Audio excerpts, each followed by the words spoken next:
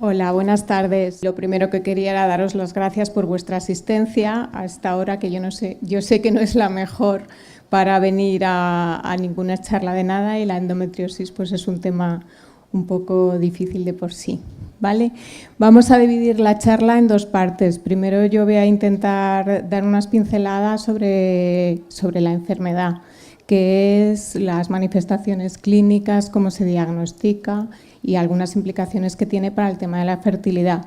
Y después el doctor Alcaide nos hablará de algunas cosas más específicas desde el punto de vista del laboratorio. Bueno, pues vamos a empezar por saber qué es esta enfermedad. Esta enfermedad, la primera vez que se describió, lo hizo un patólogo austriaco que se llamaba Rokitansky y ya fue descrita en el siglo XIX, en 1860. Es una enfermedad crónica y consiste en la presencia de tejido endometrial, de ese tejido que habitualmente debe estar dentro de la cavidad uterina, que se implanta fuera de la cavidad y lo puede hacer en diversas localizaciones. Pero además ese tejido que se implanta es funcionalmente activo, es decir, que es capaz de implantarse y es capaz de crecer.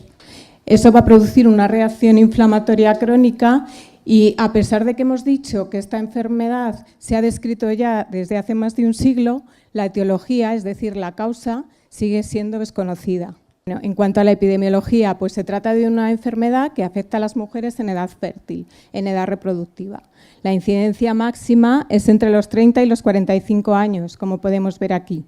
Y se calcula que entre un 5 y un 10% de las mujeres en edad reproductiva van a tener endometriosis.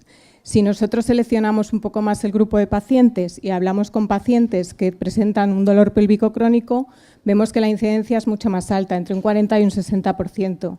Y si hablamos de pacientes que tienen problemas de fertilidad, encontraremos esta enfermedad entre un 20 y un 40% de la población, según los estudios que consultamos. En cuanto a la etiología, como os decía antes, a pesar de que es una enfermedad que lleva descrita más de 100 años, realmente la causa última no la sabemos. Hay múltiples teorías. Una de las teorías más aceptadas es la teoría de la implantación, que esta ya fue postulada en 1920 por Sampson. ¿Y en qué se basa en esta teoría? Pues se ha visto que existe un fenómeno que se llama menstruación retrógrada, es decir, la sangre menstrual no solo sale hacia el exterior a través de la vagina, sino que de forma retrógrada es capaz de llegar, como vemos en ese dibujo, a través de las trompas de falopio al peritoneo. En esa sangre hay fragmentos de tejido endometrial que va a ser capaz de implantarse en diferentes localizaciones en la cavidad abdominal. La cuestión es que se ha visto que hasta el 90% de las mujeres presentan menstruación retrógrada, pero no el 90% de las mujeres sufren endometriosis. Luego, algo más, aparte de esto, debe haber para que unas mujeres lleguen a desarrollar la enfermedad y otras no. Otras teorías que se han postulado son la diseminación linfática y vascular, es decir, esas células del endometrio serían capaces de migrar a través de los vasos de la circulación sanguínea o de los vasos linfáticos e implantarse a distancia. Otra es la metaplasia del epitelio celómico. Estas células que cubren la cavidad abdominal, el peritoneo, ahí hay células pluripotenciales que serían capaces de diferenciarse, de transformarse y convertirse en células endometriales. Otra teoría es el trasplante directo. Esto nos explicaría las lesiones endometriósicas que aparecen en cicatrices de mujeres que han sido sometidas a cesáreas o en las episiotomías después de un parto. Y luego, por último, se ve que hay también una influencia endocrina. Se ha visto que en ese tejido de los implantes hay alteraciones enzimáticas que hace que se produzca una síntesis mantenida de estrógenos y que ese sistema enzimático no es el mismo que hay en el endometrio normal que permanece dentro de la cavidad uterina. Además de todo esto, se piensa que puede haber alguna participación del sistema inmune. El sistema inmune tiene una serie de células como los macrófagos o algunos tipos de linfocitos que esos implantes que caen en la cavidad endometrial con la menstruación retrógrada los eliminan. Si hay algún fallo en el sistema inmune, serían capaces de implantarse y permanecer. Se ha visto que hay también una contribución genética. Aunque no hay un tipo de herencia mendeliana como el color de ojos o de pelo o las herencias de otros rasgos que conocemos, sí se ha visto que la endometriosis es una enfermedad que se da más en algunas familias, entre hermanas o entre madres y hijas. También se ha visto que en el endometrio hay células madre que serían capaces de migrar y transformarse. Se habla también del estrés oxidativo, que podría ayudar a mantener la enfermedad, aunque no se sabe si esto es causa o consecuencia de la misma y de toda la inflamación que produce. Y además influencia del entorno. Sí que se ha descrito en algunos estudios que hay algunos tóxicos resultantes de procesos industriales, como las dioxinas, que se han relacionado con la endometriosis. Bueno, que como veis, hay multitud de teorías, multitud de cosas que se ha visto que pueden influir, pero realmente la causa última seguimos desconociéndola. Cuando hablamos de una enfermedad conviene tener una clasificación para que todos hablemos de lo mismo. Básicamente hay dos tipos de clasificaciones. La más utilizada y la más aceptada es la de la Sociedad Americana de Fertilidad, que se va a basar sobre todo en la extensión de la enfermedad y en la extensión de las adherencias que produce, pero que no tiene en cuenta la profundidad de las lesiones. Esta clasificación, como veis, ha sido revisada en varias ocasiones, pero a partir de los años 90 han surgido otras clasificaciones que valoran más el grado de infiltración, que se relaciona mucho más con la clínica de la enfermedad. Esta es la clasificación de la Sociedad Americana. Bueno, que siento que la diapositiva ha sido un poco mal, pero esta clasificación, como os decía antes, valora sobre todo la extensión y no la profundidad de las lesiones, las adherencias que se han producido y según eso nos clasifica la enfermedad en mínima, leve, moderada o severa. Pero no se relaciona ni con el pronóstico reproductivo, ni con la tasa de recurrencias, ni valora los implantes a distancia, fuera de la cavidad peritoneal. Y la clasificación, según el grado de infiltración, que sí que se relaciona más con la clínica y sobre todo con el dolor, y que, bueno, pues según el grado de infiltración sea mayor o menor, se le da diferentes estadios. En cuanto a la clínica, decir que el síntoma fundamental que produce la endometriosis es el dolor. El dolor puede aparecer, el dolor menstrual, sobre todo hasta en el 75% de las pacientes. Y además suele ir progresando a lo largo del tiempo, es decir, cada vez va a ser un dolor peor que va aumentando.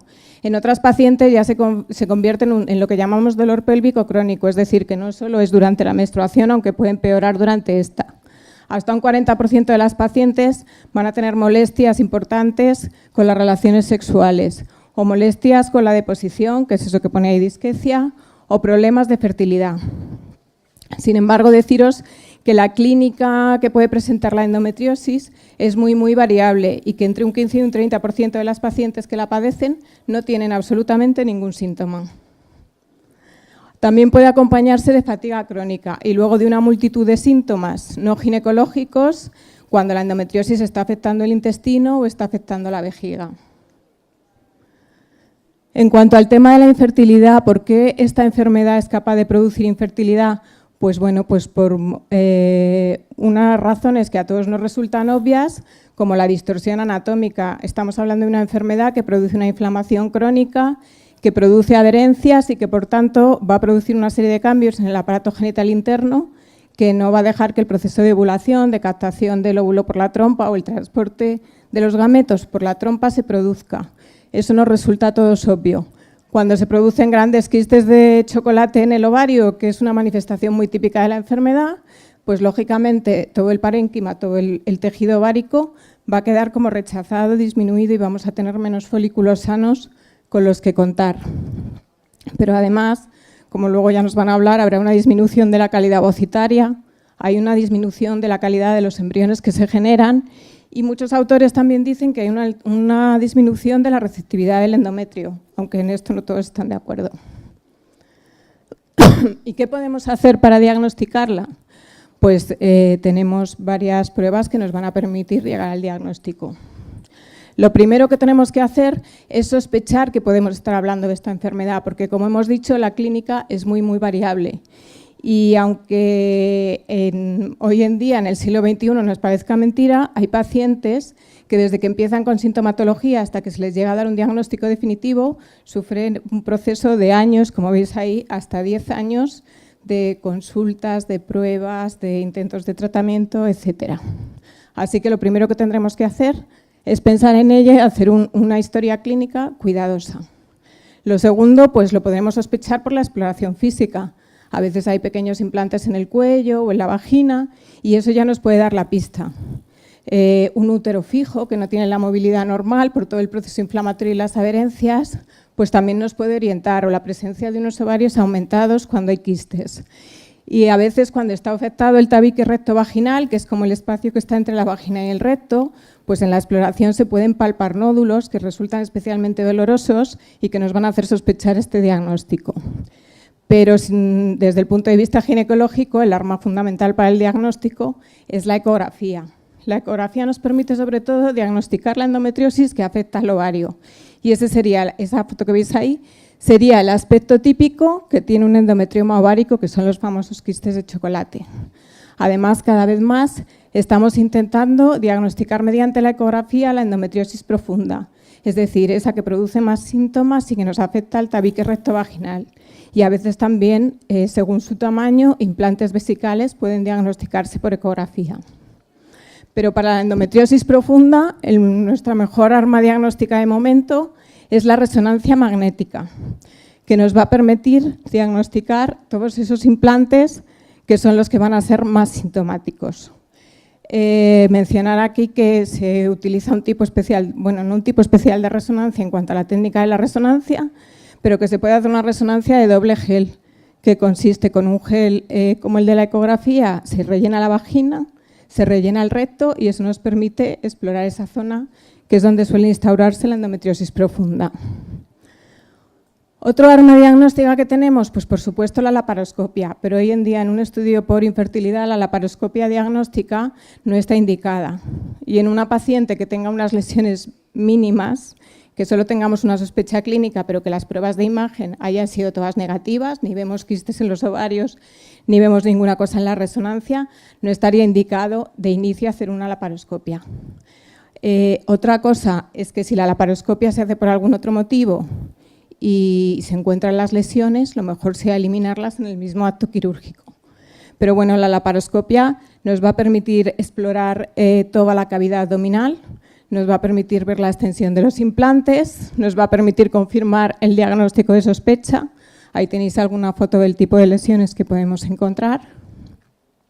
Y lo único hay que tener en cuenta que en esas lesiones infiltrantes, que son las que producen más clínica, no vamos a poder verlas con la laparoscopia. Y si hay un cuadro de adherencias muy grande, eso nos va a hacer infravalorar también el número de lesiones que pueda haber.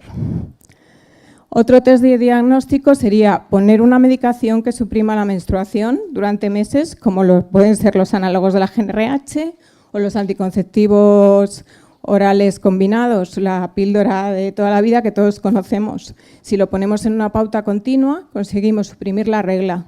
Si los síntomas ceden al suprimir la regla, la sospecha de endometriosis es muy, muy alta. Y luego hay un montón de pruebas complementarias que solo estarán indicadas en el caso de que nosotros sospechemos que hay una afectación del intestino o una afectación de la vejiga y que son pruebas específicas para realizar el diagnóstico en estos órganos. En cuanto al tratamiento, bueno, pues de esta enfermedad ni sabemos la causa ni tenemos un tratamiento que la elimine al 100%.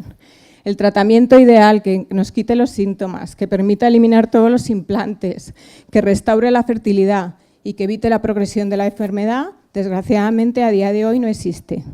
Pero sí que tenemos diferentes armas, tanto de tratamiento médico como de tratamiento quirúrgico, con la que podemos ir solucionando algunos problemas. El tratamiento, lo fundamental es que debe individualizarse y el tratamiento que vayamos a elegir va a depender de la clínica que presente la paciente, de lo graves o no que sean sus manifestaciones, de los efectos secundarios que le produzcan los tratamientos médicos, de la edad que tenga, de la localización y la extensión de la enfermedad, el deseo reproductivo de la pareja, cuánto tiempo lleve de infertilidad si es que presenta este síntoma, los antecedentes quirúrgicos, es decir, que sea una paciente que ya esté operada o no, o que sea un diagnóstico de nuevo, y por supuesto siempre habrá que tener en cuenta la opinión de la paciente. En cuanto al tratamiento médico, bueno, pues contamos con diferentes armas. La primera y la más obvia pues son los analgésicos, los antiinflamatorios no esteroideos, que todos hemos tomado para dolores de cabeza y para otras cosas, pues en muchos casos, si no hay unos síntomas muy acentuados, pueden ser la solución, teniendo en cuenta que siempre habrá que darlos que es una enfermedad crónica, como hemos dicho antes, como va a ser un tratamiento mantenido, utilizar un protector gástrico. Otro tipo de analgésicos, como el paracetamol solo o en combinación con otras sustancias, en algunos casos también nos pueden ayudar. Pero el tratamiento médico más eficaz con el que contamos hasta ahora es el tratamiento hormonal, ¿vale? Se ha demostrado que suprimir la función ovárica durante 6 meses reduce el dolor asociado a la endometriosis, pero es verdad que también, igual que lo quita, cuando el tratamiento se deja, es frecuente que recurra.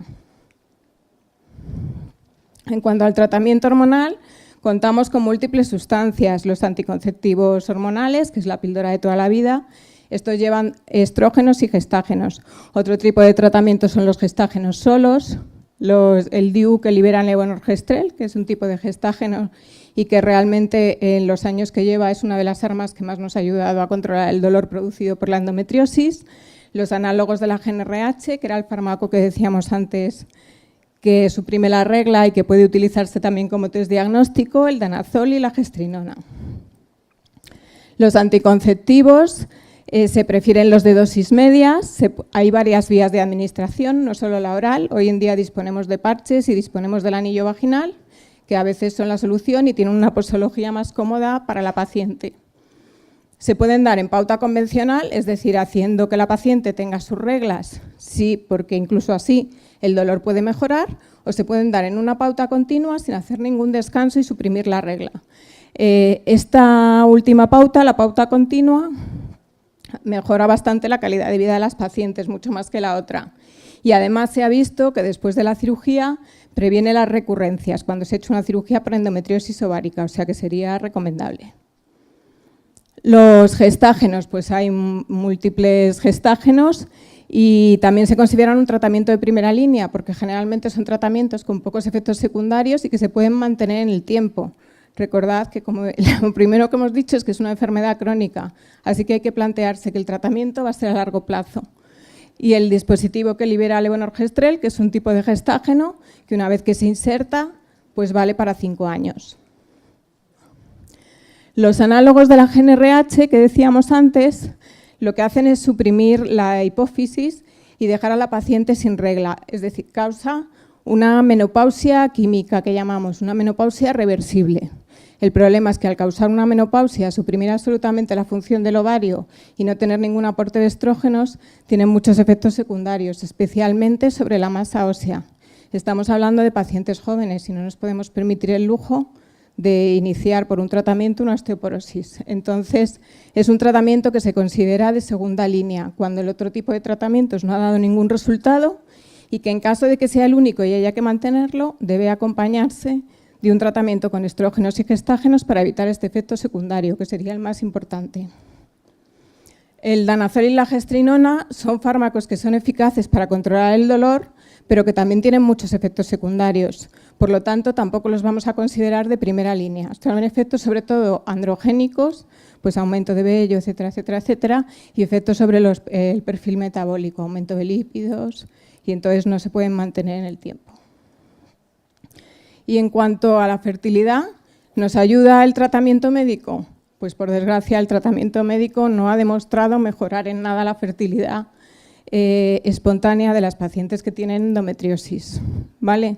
Como ya cuando os he ido contando, la mayoría de estos tratamientos o son anticonceptivos o van a producir una menorrea, que es decir, quedarse sin regla, que es lo que vamos buscando y lógicamente de ese modo no se va a lograr un embarazo. Así que nos ayuda poco. Entonces, en pacientes con endometriosis y un problema de fertilidad asociada, si el deseo fundamental es el embarazo, no hay ninguna opción a tratamiento médico y lo que debería iniciarse sería un tratamiento de reproducción asistida.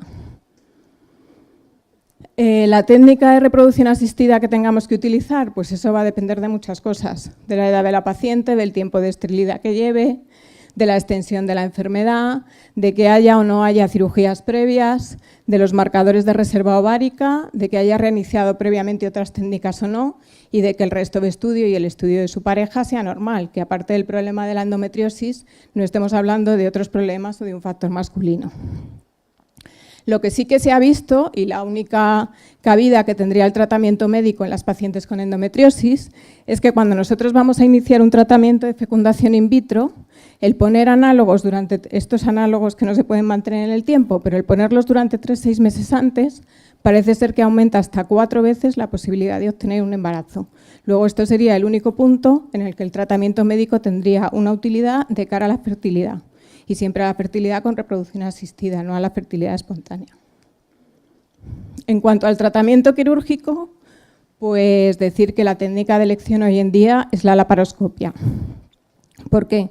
Pues porque los resultados en cuanto a fertilidad posterior, mejoría de los síntomas o recurrencias de la enfermedad son exactamente los mismos que cuando hacemos una cirugía por laparotomía, una cirugía convencional abriendo la tripa, vamos, para que todos nos entendamos. Pero, sin embargo, la laparoscopia tiene mucha menor tasa de complicaciones y la recuperación es muchísimo más rápida. El tratamiento quirúrgico es eficaz para controlar el dolor, al menos a corto plazo, pero hay que tener en cuenta que la enfermedad a largo plazo tiende a recurrir, por tanto, tendremos que ser cuidadosos sobre la indicación de la cirugía. Cuando hablamos de una endometriosis peritoneal, es decir, una endometriosis mínima en la que no vemos quistes en los ovarios ni nada y solo hay implantes en el peritoneo, pues como he dicho antes, en este caso, aunque nosotros tengamos sospecha, no está indicado hacer una cirugía solo por esto. Si la cirugía se hace por otra causa, para diagnosticar a una paciente con un dolor pélvico crónico en el que no sabemos qué le pasa, estará indicado eliminar estas lesiones. Pero solo la sospecha de una endometriosis tan poquito avanzada no es indicación de hacer una laparoscopia ni un tratamiento quirúrgico. Cuando hablamos de endometriosis ovárica, de esos famosos quistes de chocolate que afectan a los ovarios y que en algunos casos pueden alcanzar gran tamaño, si produce muchos síntomas o los quistes son muy grandes, sí que estaría indicado quitarlos. Sin embargo, siempre teniendo en la cabeza que la tasa de recidivas es muy elevada y que si el dolor se controla con tratamiento médico, lo que está indicado no es quitarlos directamente, sino utilizar el tratamiento médico y retrasar la cirugía. ¿Y qué queremos evitar con esto? Pues tener que recurrir a varias cirugías. En cuanto a la endometriosis profunda, pues es una cirugía de alta complejidad que muchas veces requiere la intervención de varios especialistas, no solo del ginecólogo, sino de cirujanos digestivos cuando hay que hacer resecciones intestinales, de urólogos si hay afectación vesical o hay obstrucción de los uréteres, que son cirugías que tienen una tasa de complicaciones muy altas. Y solo en el caso de que el tratamiento médico no sea eficaz o de que se presente un cuadro obstructivo a nivel del aparato digestivo o del aparato urinario, que en ese caso no hay más remedio que hacer una cirugía, sino si podemos controlar los síntomas con tratamiento médico, esto es lo que debe hacerse en primer término. Cuando los deseos genésicos de la paciente que tiene endometriosis profunda no se han cumplido, es decir, es una paciente que va a querer un embarazo, hay que ser lo más conservadores posibles con el aparato genital. Se liberarán todas las adherencias, se extirparán todas las lesiones que sea posible, intentaremos restaurar la anatomía pues en la medida de lo posible y que las lesiones nos lo permitan. Y si las trompas están muy afectadas, está indicado quitarlas. Cuando la paciente ya ha cumplido sus deseos genésicos y no va a desear un embarazo, incluso para tratar de eliminar los síntomas, se recomienda realizar una histerectomía. Y si son pacientes de más de 40 años y que han tenido ya varios episodios de cirugía, incluso se puede plantear a la paciente la posibilidad de quitar los ovarios, aparte de la histerectomía, y tratar así de eliminar definitivamente la enfermedad, puesto que vamos a producir ya una menopausia y la enfermedad no va a poder seguir adelante. En cuanto a la fertilidad, ¿qué nos puede aportar el tratamiento quirúrgico? Pues cuando hablamos de una paciente con una endometriosis mínima o una paciente que tiene dolor, pero un dolor que se controla perfectamente con analgesia, que no interfiere con su actividad diaria y que además desea un embarazo, ya hemos dicho que en principio no está indicada la laparoscopia de entrada, porque eso no va a restaurar la fertilidad de la paciente, que está disminuida per se y no va a mejorar después de la laparoscopia. Las técnicas de reproducción asistida tienen mucho mejor rendimiento que la laparoscopia desde el punto de vista reproductivo y por eso es por lo que habría que empezar. Otra cosa, como ya he dicho varias veces, es que si la laparoscopia se indica o se realiza por otro motivo que no sea la endometriosis y la infertilidad, se quiten las lesiones. En cuanto a los endometriomas ováricos, sí que hay acuerdo entre todos los autores que quitar los endometriomas que son de más de 4 centímetros aumenta la tasa de gestación espontánea, pero solo la tasa de gestación espontánea, es decir, el quitar los endometriomas antes de una técnica de reproducción asistida no va a mejorar los resultados de esta. Aunque a veces hay que quitarlos, aunque solo sea si son endometriomas muy grandes que van a dificultar mucho el desarrollo folicular, la punción. Hay que individualizar cada caso y valorar quitarlos, pero realmente no se ha podido demostrar que mejoren los resultados de la reproducción asistida. ¿Qué problema tiene la cirugía de los endometriomas? Que por cuidadoso que se sea y por exquisito que sea el cirujano que los quite, al quitar el quiste siempre vamos a quitar parte del tejido de la corteza ovárica sana. Con lo cual, a la larga, sobre todo en pacientes que pasan por varias intervenciones, por eso es importante tratar de evitar esto a toda costa, la reserva de folículos del ovario va a ir disminuyendo. Y lo que sí hay de acuerdo es que en pacientes de más de 35 años, por este mismo motivo de la reserva folicular o con endometriosis muy avanzada, las cirugías previas sí que reducen la respuesta en los ciclos de FIV. Por lo tanto, en este tipo de pacientes se recomienda intentar primero la reproducción asistida antes de la cirugía. Y en cuanto a las pacientes con endometriosis profunda, pues ya hemos dicho que son cirugías de gran complejidad, multidisciplinares, que requieren la intervención de varios especialistas en muchos casos y con muchas complicaciones. Por tanto, si la sintomatología de la paciente, el dolor y su calidad de vida nos lo permiten, lo indicado es ir primero a la reproducción asistida antes que a la cirugía. Y bueno, muchas gracias por vuestra atención y os dejo con el doctor Alcaide, que os va a explicar qué podemos hacer en el laboratorio. Yo os voy a contar qué es lo que nos encontramos en el laboratorio de reproducción asistida en un caso de endometriosis y voy a contaros qué es lo que nosotros podemos hacer con eso que nos encontramos. Como ha estado explicando Paloma, la endometriosis es una enfermedad compleja, desconocida, pues en el laboratorio de reproducción asistida nos pasa un poco lo mismo. No sabemos muy bien por qué pasan las cosas, pero nos encontramos con unos ovocitos que tienen la calidad comprometida, aparentemente algunos de visu no tienen ningún problema, pero luego generalmente dan embriones de mala calidad, no sabemos muy bien a qué achacarlo, pero lo único que podemos hacer es intentar evitar aquello que sospechamos que está afectando a la calidad de los ovocitos. Las pacientes de endometriosis son subsidiarias de tratamientos de reproducción asistida, como ya nos ha dicho Paloma, la inseminación artificial, la fecundación in vitro y luego aparte la donación, que bueno, es un tratamiento especial, es un último recurso, pero que también existe. Nos obliga a tomar algunas consideraciones especiales en el laboratorio, tomar algunas medidas, sobre todo en el momento de recoger los folículos después de la punción. Nos vamos a centrar en la inseminación artificial y la fecundación in vitro, porque la donación, como digo, es aparte, los óvulos no vienen de la mujer que tiene la endometriosis, con lo cual el problema se reduce mucho. Y lo que nos encontramos generalmente, bueno, es, como digo, embriones de mala calidad. Hay casos de fallos de implantación, como ha dicho Paloma antes. Hay quien no está de acuerdo con que esos fallos de implantación sean debidos a que haya una endometriosis, pero ocurren. Pero centrándonos, nosotros nos vamos a centrar en la mala calidad de los embriones, que es en lo único que podemos hacer algo desde el laboratorio. Trataremos los casos de endometriosis como aquellos en los que los embriones son de mal calidad por otras circunstancias que no sea la endometriosis. Es lo que nos podemos centrar. Y hay algunas técnicas complementarias a la fecundación in vitro, básicamente, como es la eclosión asistida, la aspiración de fragmentos, el cultivo largo, que pueden ayudar no a mejorar la calidad de los embriones, pero sí a sacar el máximo potencial de desarrollo que esos embriones tengan. La inseminación intrauterina es un tratamiento que se puede hacer a pacientes con endometriosis. No es el más recomendado porque los resultados son bastante peores que en pacientes sin endometriosis.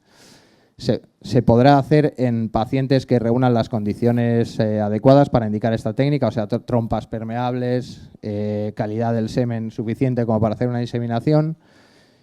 La menor eficacia de la técnica en pacientes con endometriosis se puede deber, desde luego, a la calidad de los ovocitos, que aunque no los veamos, están ahí, y aunque esto es un poco controvertido, a la viabilidad espermática. Probablemente al poner espermatozoides en el útero, estos espermatozoides entran en contacto con lo que es el entorno que provoca la endometriosis de secreciones. Es un ambiente, entre comillas, tóxico que a lo mejor les está afectando a los espermatozoides e impide que estos fecunden normalmente, progresen normalmente, e incluso a la vitalidad de los espermatozoides. Pero en la literatura esto es controvertido. Hay quien cree que no hay ninguna afectación sobre los espermatozoides, pero en muchos otros casos sí. El caso es que la inseminación intrauterina en pacientes con endometriosis da bastantes peores resultados que si no hubiera endometriosis. Y yo no tengo mucho que decir porque en el laboratorio no podemos hacer nada, porque nosotros aquí lo único que manejamos en una inseminación son los gametos masculinos, no intervenimos para nada en los gametos femeninos y en el entorno en el que se van a desarrollar los embriones, con lo cual para el laboratorio de reproducción asistida, hacer una inseminación intrauterina en un caso de endometriosis no nos supone modificar nada de lo que hacemos. En la fecundación in vitro ya la cosa es diferente. Es una técnica que se puede indicar siempre que los pacientes reúnan las características para poder indicar esa técnica, que tengan reserva ovárica, que el semen sea de una mínima calidad. No, hay controversia en cuanto a si la técnica es afectada porque hay endometriosis o no. La mayoría de casos acepta que la endometriosis afecta a la fertilidad y afecta a los resultados de los tratamientos de reproducción asistida, pero como os dije antes, no está nada claro ni en qué punto de todo el proceso afecta, ni en qué medida, ni cómo. O sea, nosotros lo único que podemos hacer es tratar estos casos según lo que vemos. Que vemos que el embrión es malo y está muy fragmentado, haremos una cosa. Que vemos que el embrión pues, se divide y llega muy lejos en su estadio, pero no sabemos por qué no sigue evolucionando, haremos otra cosa, pero no tenemos un protocolo estricto de decir, hay endometriosis, vamos a hacer esto. Desgraciadamente no es así. En cuanto a la preparación de las muestras de semen, no tenemos que hacer nada en especial, por la misma razón que antes, y en el laboratorio de embriología sí tomaremos algunas precauciones que son básicamente evitar al máximo la contaminación del cultivo y la contaminación de los ovocitos que se van extrayendo del ovario con ese líquido endometriósico que es potencialmente tóxico para los ovocitos. Lo que pasa es que esos ovocitos ya se han desarrollado en ese ambiente tóxico. Luego, lo que no podemos evitar es lo que les ha pasado antes. El desarrollo que han tenido en ese ambiente endometriósico tóxico pues les ha hecho un daño que ya no podemos reparar. Pero sí podemos intentar prolongar ese daño o podemos intentar no afectar demasiado a algunos folículos que pudieran venir en un entorno más limpio, en un líquido más limpio, mezclándolos con los que han salido de unos folículos en los que hubiera más endometriomas o que estuvieran más próximos a los endometriomas y se hubieran aspirado con ellos. En la lupa, el líquido folicular, como decía Paloma, es un aspecto achocolatado. Ellos los llaman quistes de chocolate, pues nosotros lo que vemos es el chocolate en cuestión. Esto sería una placa de cultivo con un líquido endometriósico. La foto es fatal, pero veis el color, que es mucho más oscuro que este, por ejemplo, que es un líquido folicular normal, o este, que es un líquido folicular normal, aunque con un poco de sangre. Esto es una endometriosis.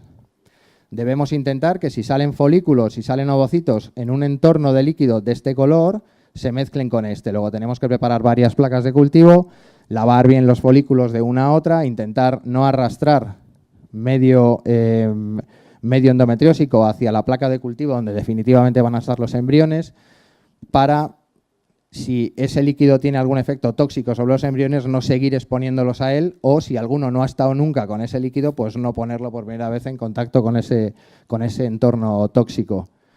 El líquido es de color marrón, tiene unos pequeños coágulos y esto sí es importante para nosotros en el laboratorio. No es un líquido que conlleve riesgo de infección que haya que suplementar con ningún tipo de antibiótico ni antimicótico, como puede ser, por ejemplo, un hidrosalpins que nos complica el cultivo. En este caso no, en este caso con separar los ovocitos de los líquidos contaminados tenemos suficiente. Si entendemos que el líquido endometriósico es perjudicial para la calidad del ovocito y la del embrión y que puede alterar además la función espermática, según algunos autores, pues lo que hay que hacer es lo que digo, evitar dentro de lo posible en contacto de este líquido folicular contaminado con restos endometriósicos con los gametos, con los espermatozoides o con los óvulos. Aquí es lo mismo, tratamos de separar los cúmulos de los platos más contaminados como este, de los que están menos contaminados. Y el asunto ahora es Cuando ya tenemos los ovocitos y ya tenemos los espermatozoides, ¿qué hacemos con ellos? ¿Hacemos una fecundación in vitro normal o hacemos una microinyección espermática? La literatura no tiene nada claro esto. Podemos leer opiniones en un sentido y opiniones en otro.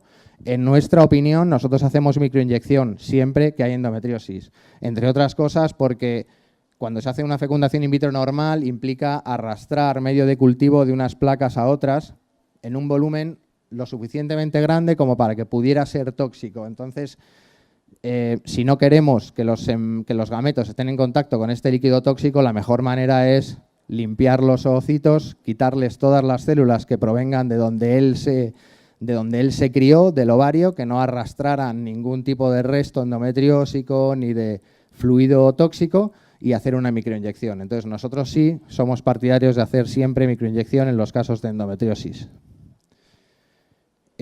Una vez que ya tenemos hechos ya hemos cogido los ovocitos, hemos cogido los espermatozoides, tenemos los embriones, entonces ahora ya no tiene sentido seguir con más cuidados de no arrastrar líquidos endometriósicos porque ya no hay, eso fue otro día. Ahora ya lo único que nos podemos centrar es en tratar entre comillas, los síntomas que vemos en cada embrión. Los embriones serán de mala calidad casi seguro, vamos a ver a qué cualidad del embrión afecta esa mala calidad y vamos a tomar algunas decisiones al respecto si es que se puede. Una de las cosas que podemos hacer con los embriones procedentes de un caso de endometriosis es una eclosión asistida. El embrión tiene que desarrollarse in vitro, pasa de 2 a 4 células, de 4 a 8 y de ahí a un estadio que se llama blastocisto, a partir del cual tiene que romper la zona pelúcida del embrión y tiene que ser capaz de salir para implantarse en el endometrio. Si el endometrio hemos dicho que puede tener algún problema de receptividad y si el ovocito no se desarrolló en las mejores condiciones posibles, es probable que su zona pelúcida no sea capaz de abrirse en el momento que se tiene que abrir y es posible que no deje salir al embrión entonces. Entonces nosotros lo que hacemos es hacerle un agujerito a la zona pelúcida del embrión, creo que luego hay una foto, y esperamos que el embrión en su desarrollo luego sea capaz de salir por ese agujerito. Ya no tendrá que ser él el que haga el agujerito ni la zona pelúcida la que se adelgace lo suficiente como para poder dejar salir el embrión. Como en todo, hay revisiones bibliográficas que dicen que esto no aporta ningún beneficio y hay otras en las que sí consideran que pueda ser beneficiosa la eclosión asistida. Nosotros probablemente en un primer ciclo, si el embrión es de buena calidad, no aconsejemos la eclosión asistida, pero en una segunda transferencia y sobre todo si fuera de embriones congelados, probablemente ya sí recomendaríamos la eclosión asistida. Y tenemos buenos resultados haciéndolo. No en todos los casos, porque probablemente no todos los embriones lo necesiten, pero no somos capaces de saber muy bien cuándo lo necesitan.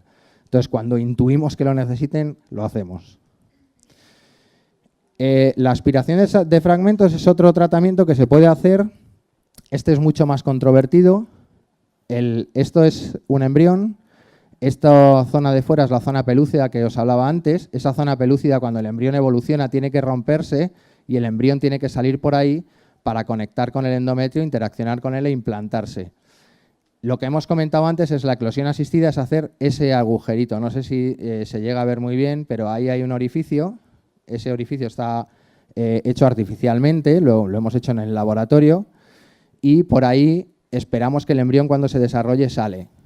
Un paso más en esto es que podemos ver que el embrión pudiera tener dificultades para salir, pero es que además también le vemos que el embrión está como en un proceso de degeneración, empieza a producir todos esos fragmentitos que hay ahí fuera de las células, que no es lo que debería pasar en el embrión humano, durante el desarrollo del embrión humano. Entonces, lo que hacemos es, por ese agujerito que hacemos, entramos y aspiramos todos esos fragmentos y limpiamos el embrión. ¿Por qué es tan más controvertido este método? Pues porque aquí dice, mejora la calidad embrionaria, favorece la implantación porque le hacemos el agujero, pero mejora la calidad embrionaria, en realidad lo que hace es maquillarla. Pero aquí en Europa no es muy popular este sistema de aspirar los fragmentos, pero en Estados Unidos, por ejemplo, está muy extendido. Y hay, como en todo, hay quienes dicen que sí, aumenta la tasa de implantación, hay muchos otros que dicen que no. Otro tratamiento, que es quizá el que más se utiliza, es el cultivo largo. Es llevar el embrión, en vez de transferirlo en un día 3, que sería aquí, o en un día 2, cuando está entre 4 y 8 células, prolongamos el cultivo del embrión in vitro para ver cuál de todos los embriones que tenemos es el que tiene mayor potencial de desarrollo. Y ese que tiene mayor potencial de desarrollo es el que transferimos. Esta técnica se puede combinar perfectamente con la eclosión asistida. Podemos llegar a este punto, ver el blastocisto que mejor está y hacerle un orificio y transferirlo. Sirve para, como digo, identificar mejor los embriones y la literatura lo apoya y enfatiza que los beneficios que aporta solo son significativos si factores como la edad materna, el número y la calidad de los embriones son favorables. Evidentemente, si tenemos muy poquitos embriones, la posibilidad de obtener un blastocisto es menor que si tenemos muchos. Hay que valorar ese riesgo, el riesgo de no tener transferencia. Y si los embriones son de muy mala calidad en día 3, pues decidir llevarlos hasta blastocisto es arriesgar todavía más. Desde luego, el que no arriesga no gana. Entonces, el que arriesga los lleva y alguno llega a blastocisto, sabemos que realmente estamos cogiendo el embrión bueno. Y a lo mejor no es el que hubiéramos cogido en día 3. Es otra estrategia. Hay veces hay que arriesgar. Desde luego, el cultivo largo es bueno, da bastantes buenos resultados.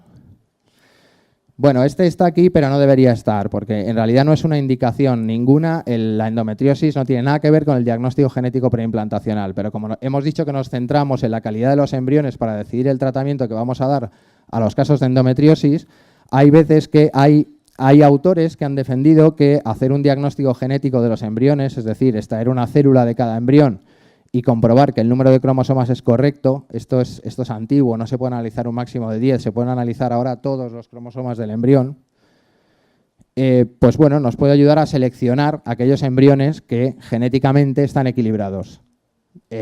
Como digo, no hay, incluso las principales sociedades científicas no defienden en ningún momento que el diagnóstico genético preimplantacional sea una técnica coadyuvante a la FIB en casos de endometriosis, en absoluto. Pero si atendemos a la calidad de los embriones, pues bueno, es un método más de selección. Nosotros no lo recomendamos para nada, el DGP en casos de endometriosis.